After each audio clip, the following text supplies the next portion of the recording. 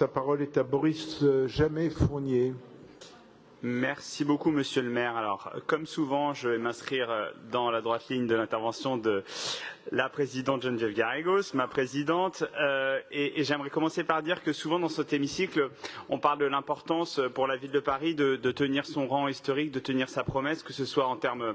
démocratiques, en termes de droits humains, en termes de culture, de patrimoine, d'olympisme, mais aussi en termes climatiques, puisque notre ville, la ville de Paris, c'est celle notamment de l'accord de Paris, et c'est ce que fait la maire,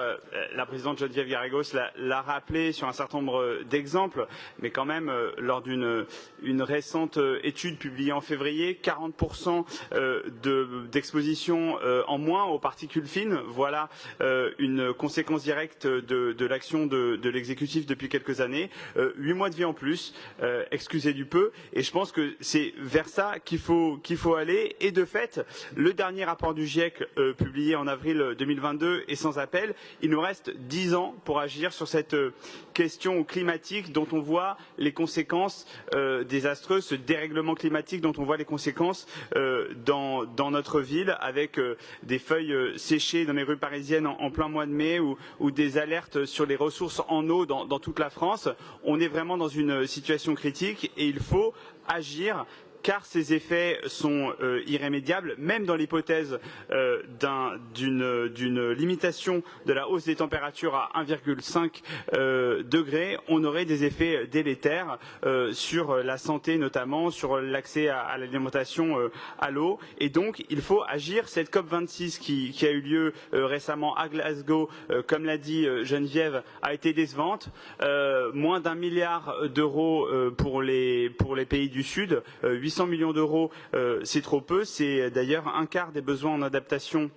des pays du Sud d'ici à 2030, et donc il faut agir. D'ailleurs, le rapport du GIEC, le dernier, incite les collectivités locales, les régions, les collectivités à travailler ensemble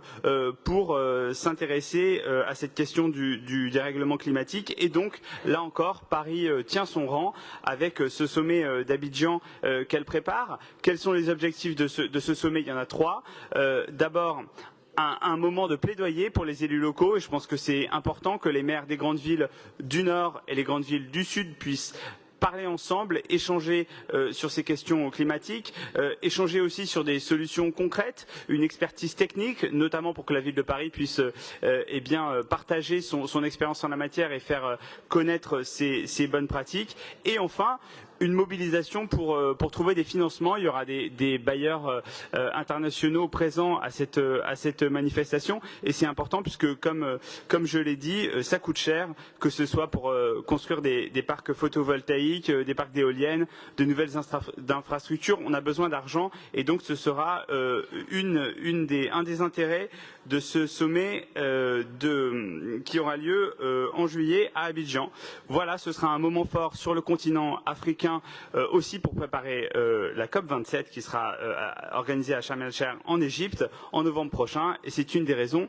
qui me font dire que c'est une échéance importante que je suis heureux de pouvoir soutenir en votant favorablement à cette DGRI 35. Je vous invite évidemment à faire de même, chers collègues. Je vous remercie.